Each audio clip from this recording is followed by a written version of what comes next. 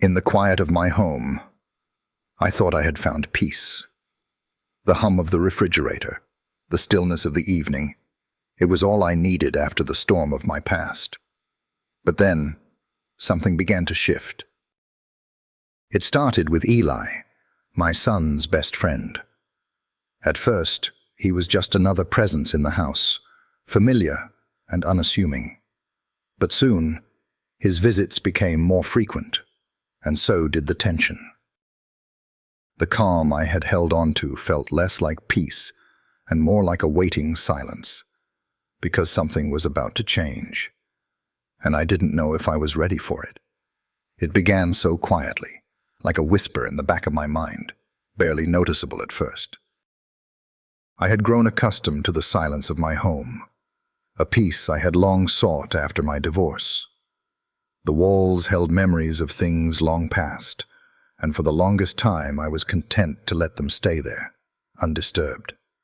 The emptiness felt like freedom to me, an escape from the noise of the world outside. I thought it was all I needed, a quiet refuge to rebuild. But then Eli started spending more time around the house. It was subtle, nothing glaring, nothing obvious at first. He was my son's best friend, a familiar face that had become a regular part of our weekends. I didn't mind. He was polite, respectful, always helped around the house. It was easy to overlook how his presence started to shift the air in my living room, how his laughter seemed to fill the spaces that used to echo with emptiness. I remember the first time I noticed something was different. It was a small thing, but it stuck with me.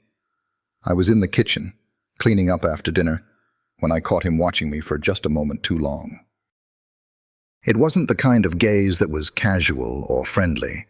It was heavier, almost searching, like he was seeing something in me that I wasn't ready to see in myself. And when our eyes met, there was this brief, unsettling moment where neither of us looked away. It was as though the world paused, and I could feel my heartbeat quicken, a strange flutter of something unfamiliar stirring inside me. I told myself it was nothing, just a moment of misinterpretation, but the feeling lingered, hovering just beneath the surface. As the weeks went by, I started noticing more of these little moments, how Eli's voice seemed to drop when he spoke to me, as if he were trying to make his words more intimate. How his gaze lingered just a bit too long when we crossed paths in the hallway. I didn't know how to process it, but I couldn't ignore it either. There was an energy between us, a tension that seemed to grow with every passing day, and I found myself drawn to him in a way that felt wrong. But it wasn't just physical. It was something deeper, a connection, a pull that was impossible to explain. It was as if we were orbiting each other, circling, never touching, but always aware of each other's presence. The thing is, I had built my life around keeping my emotions at bay. I had told myself that I didn't need anyone, that I could thrive in the silence. But the more Eli came around, the more the walls I had so carefully constructed started to crumble. I found myself wondering about him more than I should. Not just about his appearance, though that certainly didn't help, the way his eyes sparkled when he laughed, or how his smile lingered even after he turned away. But more than that, I began to wonder about the person behind those eyes. What did he think about when he looked at me? What was he hiding behind that confident, laid-back exterior? I knew it wasn't right to think about him this way. He was young, my son's best friend, for God's sake. There were so many reasons why this was a path I shouldn't go down. Yet, the more time I spent with him, the more I couldn't shake the feeling that we were walking on the edge of something we both knew we shouldn't be. I tried to tell myself it was just a passing phase, that it was my own loneliness creeping in, playing tricks on me. I had spent years alone, and maybe that had clouded my judgment. Maybe I was seeing something that wasn't there. But deep down, I knew the truth. I wasn't imagining it. Eli wasn't just another teenager hanging around. there was something more, something electric in the way he interacted with me, something that hinted at a mutual understanding that neither of us was willing to admit. Then, one night, everything shifted. It wasn't a grand gesture, no dramatic confession. It wasn't even something that could have been foreseen. It was subtle, yet it changed everything. I was in the kitchen, lost in my thoughts, when I heard him behind me. I turned to find him standing in the doorway, his expression unreadable. The way he looked at me was different than it had ever been before. There was a vulnerability in his eyes, a depth I hadn't seen until then. It was as if he had stripped away the layers that protected him, and for the first time, I saw the real him. The boy who had always been so confident, so at ease, was now standing there, unsure of himself, yet daring me to see him. For a moment, neither of us said anything. I could feel the weight of the silence between us, the unspoken words that hung in the air. And in that silence, something shifted, something that neither of us was prepared for. It wasn't just the way he looked at me, though that was certainly part of it. It was how he made me feel, how his presence seemed to fill the space, how I felt both exposed and alive in ways I hadn't experienced in years. And that's when it hit me. I had crossed a line, one I never thought I would. The next few days were a blur. I tried to act normal, to push the thoughts of Eli to the back of my mind, but they refused to stay hidden. Every interaction with him felt charged, like there was a current running between us that we couldn't control. Every time he smiled, every time our eyes met, it was as though we were communicating without words, understanding something deep and unspoken. I didn't know what to do with these feelings. I couldn't afford to act on them. He was my son's best friend. What would it mean if anyone found out? What would it mean for my relationship with Nate, with Eli, with the world around me? I was torn between what I knew was right and what my body, my heart, was telling me I needed. And as much as I tried to ignore it, I couldn't stop myself from wanting more. And then, one evening, Eli did something that took everything to another level. It wasn't just a casual glance or a fleeting touch. It wasn't even a conversation that lingered a little too long. No, it was a decision, an act that changed everything. Eli came to me, his intentions clear in his eyes. The world outside the house didn't matter anymore. There was only the two of us, and for a moment, we allowed ourselves to let go of the boundaries that had held us back. But as soon as it happened, I knew things would never be the same again. The quiet that had once felt like peace now felt heavy, suffocating. Every corner of my house seemed to echo with the weight of what we had shared, what we had crossed. And though part of me wanted to run, to escape the mess I had created, another part of me couldn't resist the pull. In that moment, I realized something. I had crossed a line, one I never thought I would. And as much as I knew it was wrong, I also knew that I didn't want to go back. This connection we had, as complicated and messy as it was, had become something undeniable, and I wasn't sure I could walk away from it. What happens next? I'm not sure, but I know one thing: it won't be easy. And it might not be what anyone expects. But sometimes, the things we want the most are the things we're afraid to admit. And in this journey, I'm about to discover just how far I'm willing to go. The moment we crossed the line felt inevitable, like we had been slowly drifting toward it, unaware of just how close we were until it was too late to turn back. It wasn't dramatic, no grand moment where everything changed all at once. No, it was quieter, subtler, an unspoken understanding that shifted between us. A tension that had been building over weeks, maybe months, that finally reached its peak. I hadn't planned for any of it. In fact, I had spent so much of my time trying to avoid it. The guilt, the confusion, the complicated mess of emotions, it all felt like something I couldn't untangle. But here we were, standing on the edge of something I couldn't deny anymore. I knew what I was doing wasn't right. Eli was my son's best friend. We were worlds apart in age, in experience, in so many ways. But the more time we spent together, the more the lines between right and wrong seemed to blur. His presence had a way of igniting something in me, something I thought I had buried.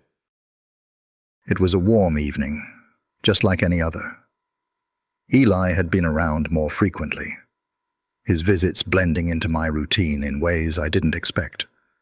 It had become almost natural, the way we moved around each other, sharing moments that felt both familiar and yet strangely charged. I had grown used to his quiet demeanor, his laid-back attitude, the way he seemed to blend into my life without effort.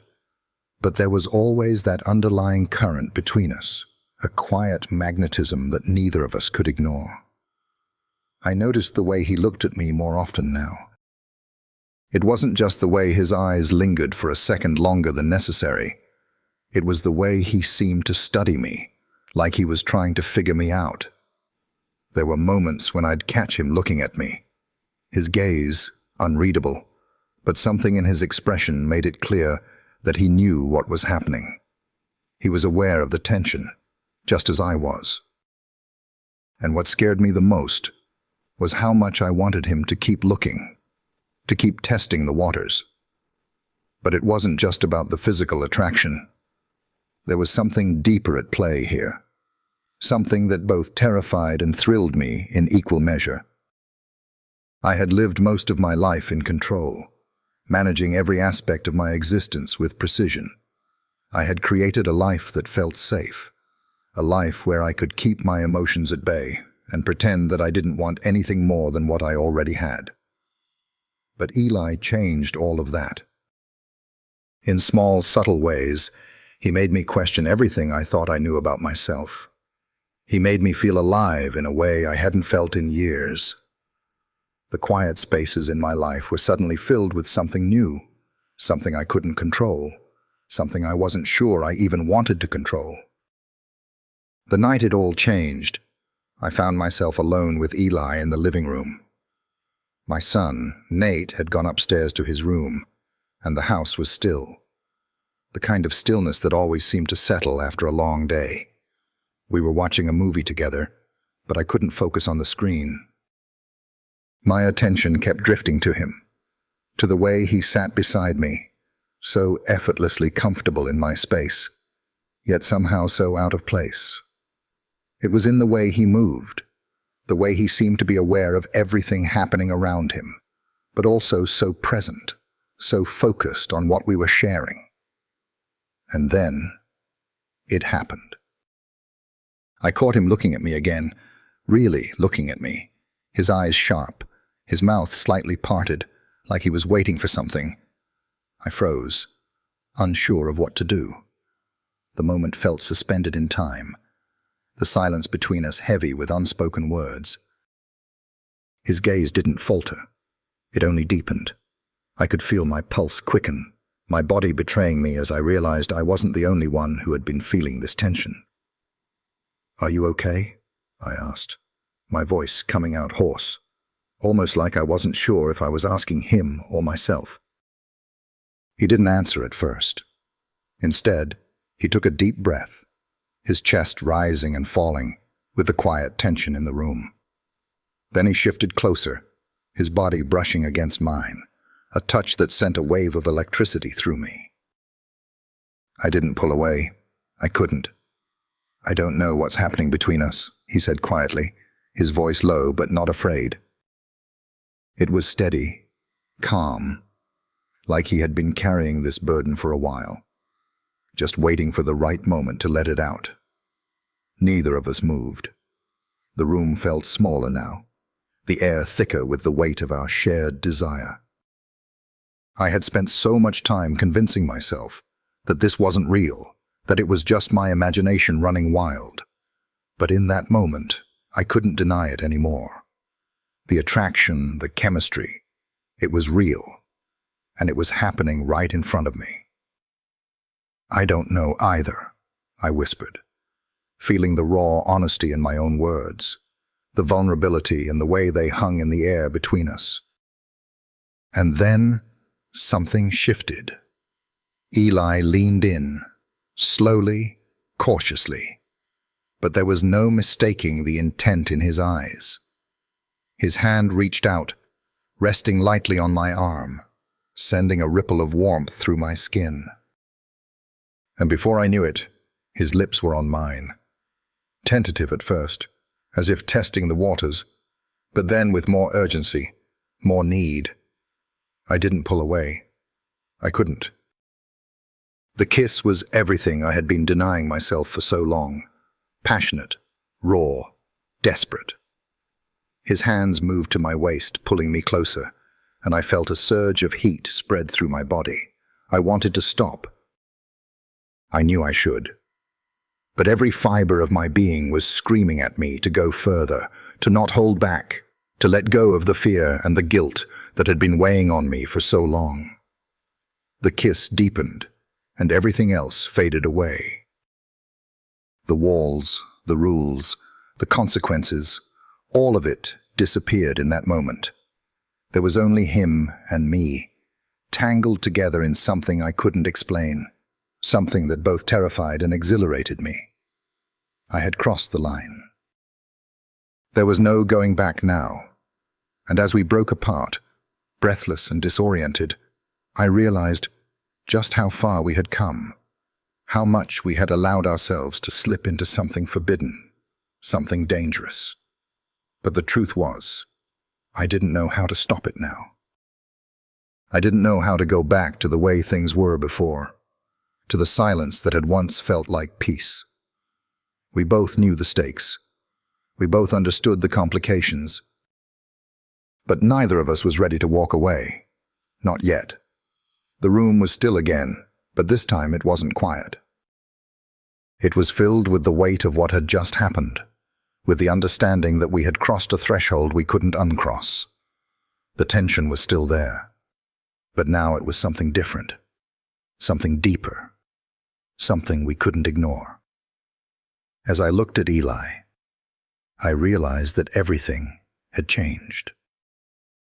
And in some strange, inexplicable way, I wasn't sure if I wanted to stop it. What comes next? I wasn't sure. But I knew this. I couldn't pretend it didn't happen. And neither could he. The line had been crossed, and there was no turning back. As the days passed, something shifted between us. At first, I told myself it was nothing. Just a phase, a fleeting moment of closeness that we would both forget about. But deep down, I knew it wasn't that simple. The bond between us had already begun to grow, and neither of us could deny it. It started with small things. Subtle, almost unnoticeable gestures. Eli would come over more often, always asking if he could help with chores or just offering to hang out. I couldn't put my finger on it, but there was a certain energy whenever he was around. It wasn't just his presence, but the way he looked at me sometimes, the kind of look that lingered a little too long. The brief moments where I tried to keep my distance, both physically and emotionally. I told myself I didn't want to risk complicating things, but the more I tried to suppress it, the stronger the pull became. It wasn't just about the fleeting moments anymore. It was the conversations, the laughter we shared, the way he would lean in just a bit closer when we talked, as if he was drawing something from me that no one else could. He was different now. I saw more of him than I had before. There was a vulnerability in the way I couldn't stop thinking about him. And that's when the tension started to build. It wasn't just the lingering looks or the way our conversations stretched on longer than they should. It was the moments where everything seemed charged, like we were on the verge of something, but neither of us knew exactly what it was. There were nights when I couldn't sleep, lying awake in bed, my thoughts consumed by him. I felt guilty, torn between what was happening and the life I thought I was supposed to lead. But there was no denying that something was happening between us. A connection that was growing stronger, more intense with every passing day. And then, there was that night. It happened when I least expected it. When I was least, I told myself it was nothing. That it was just the proximity, the comfort of being in the same space together. But deep down, and then, the moment came. It was late, much later than I had anticipated. The house was quiet, the kind of quiet that seems to hang heavy in the air. I was cleaning up in the kitchen when Eli walked in. He stood there for a second, looking at me. There was something different in his eyes, something that made my chest tighten.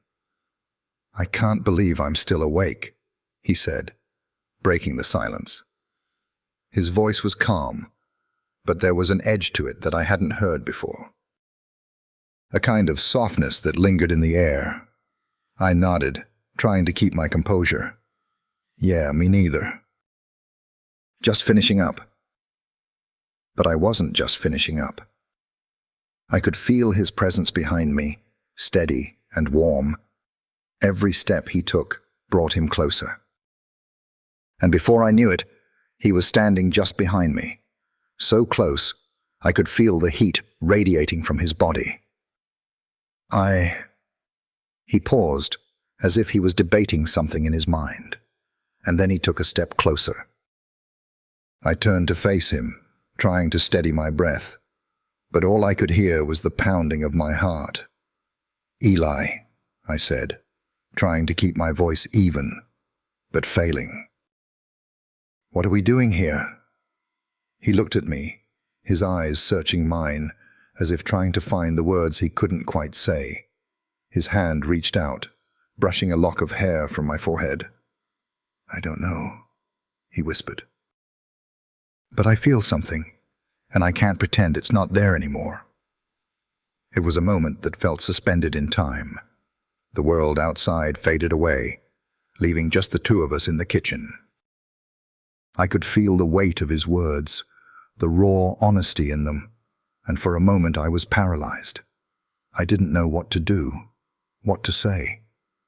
The silence between us was both deafening and all-consuming. And then he kissed me. It was soft at first, a gentle press of lips against mine, as if testing the waters. But the moment we kissed, everything changed. The weight of our emotions, our unspoken desires, all came rushing to the surface.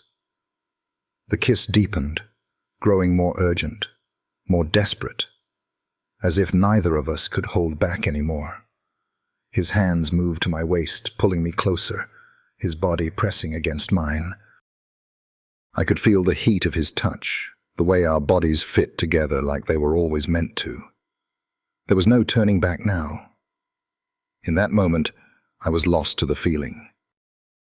There was no guilt, no shame, just him and me, tangled in something we both knew we shouldn't be in, but something we couldn't escape. And in that moment, I knew this was only the beginning.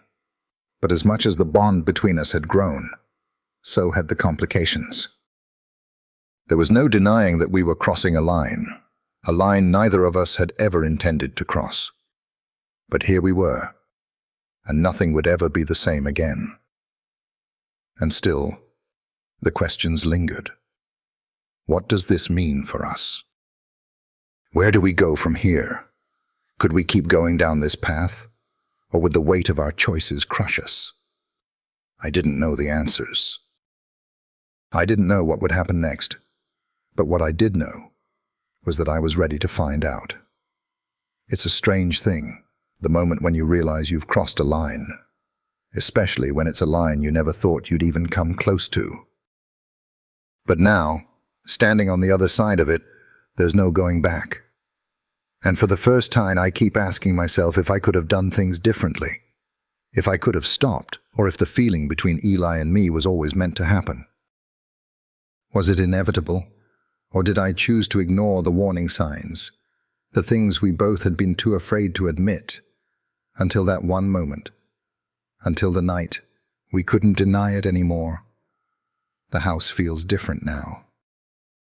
The silence is no longer something I can hide behind, something I can fill with the hum of my refrigerator or the tapping of my fingers on a keyboard. It's too loud now, almost deafening. Every corner of the house echoes with the weight of what happened, what we allowed ourselves to become. Eli's presence lingers even though he's not here. His absence is even more tangible than his presence was. I can still feel the imprint of his touch, the way he looked at me, as if he was searching for something I didn't know how to give. I try to tell myself that it was just one night, one moment of weakness, something that could have been brushed away. But deep down, I know it's not that simple. It never was. The next morning was when everything hit. I woke up, heart racing, the sheets tangled around me, but this time, the air between us was different. It wasn't just the physical closeness. It wasn't just the lingering touches or the quick glances. It was something deeper, something I wasn't sure how to handle. Eli had gone, left the house in the middle of the night, slipping out like he'd never been there. But I knew it wasn't over. The moment we shared wasn't something either of us would forget, no matter how hard we tried. I spent the day trying to act normal, trying to carry on with the mundane, trying to fill the space with work, with distractions, but it wasn't working. Every time I walked through the house, I could feel it. The weight of the silence, the space where Eli's laughter had been, the absence of something I was afraid to name. I couldn't help but think about the consequences, about how this could ruin everything, our friendship, our trust, even my relationship with my son, Nate. I couldn't stop wondering what Eli thought. Was he regretting it? Or was he just as lost in this as I was? The questions kept building one after another, until I couldn't ignore them anymore. And then, just as I thought the day would drag on forever, Eli showed up again. It was late, much later than I expected. I had just finished dinner, and the house was quiet, too quiet, like it always was when Nate wasn't around. And then I heard the familiar sound of footsteps outside, slow and deliberate. It was him. He stepped inside, and I could see it in his eyes before he even said a word. He was different now, just like I was. The weight of what happened between us had changed something. We were no longer just two people coexisting in the same space. We were something else. Something unspoken, something fragile, something uncertain. "How are you?"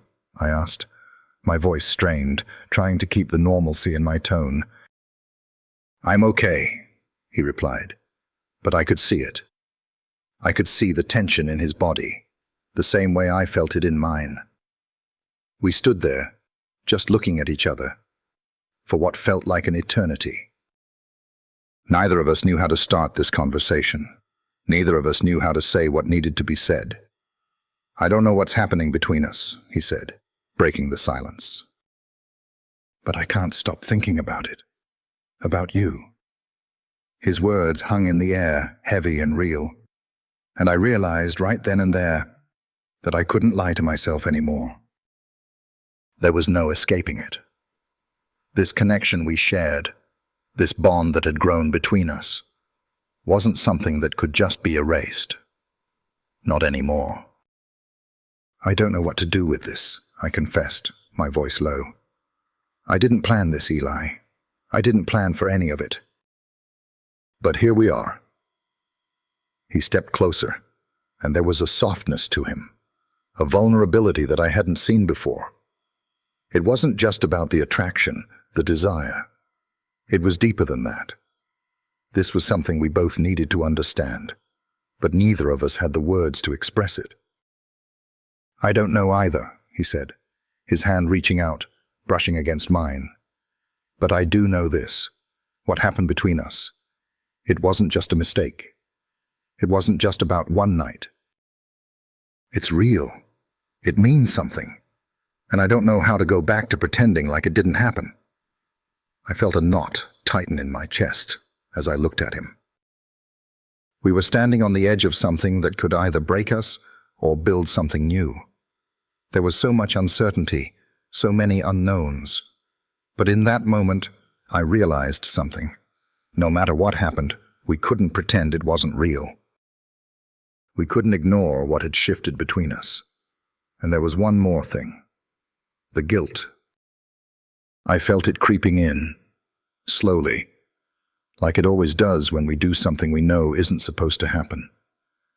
I felt the weight of the consequences, the potential fallout, the guilt that I was crossing lines I'd sworn never to cross.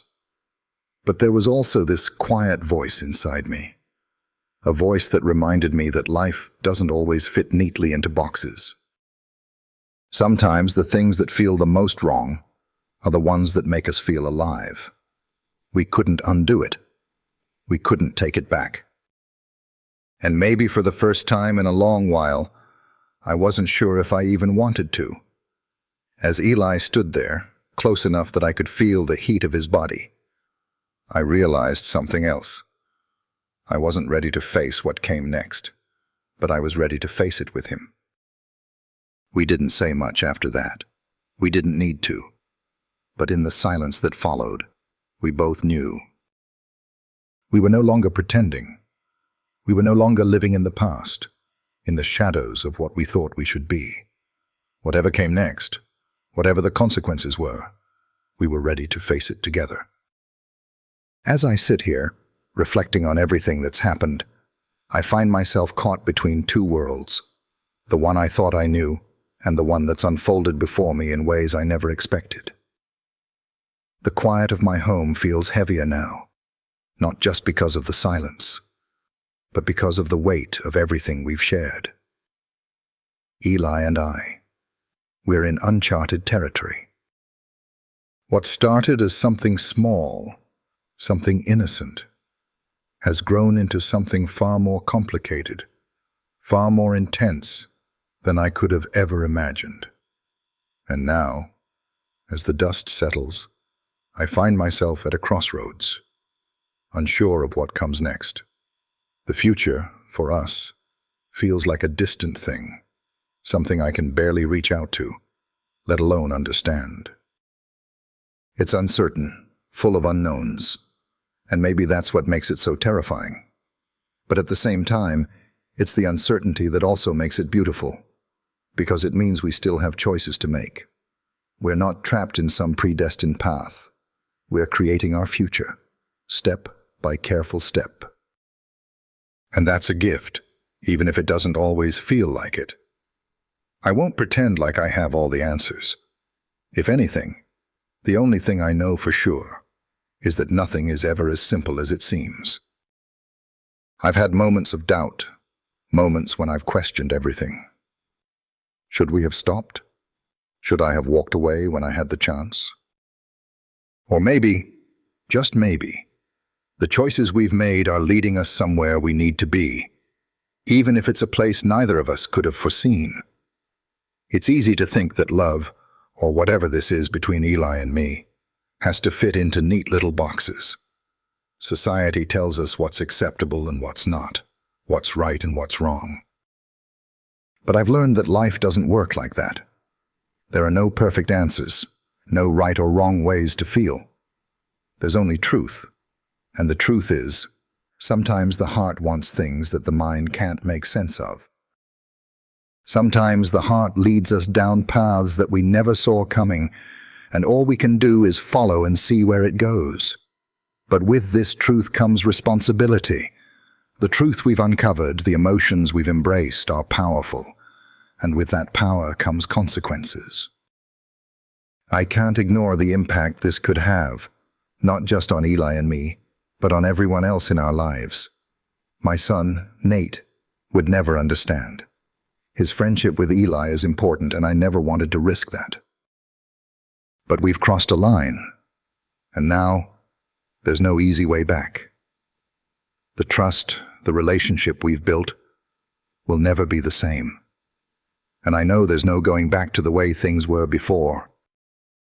Still, in spite of the fear and the uncertainty, I'm not running away from this. There's something about Eli, about us, that makes me want to keep going.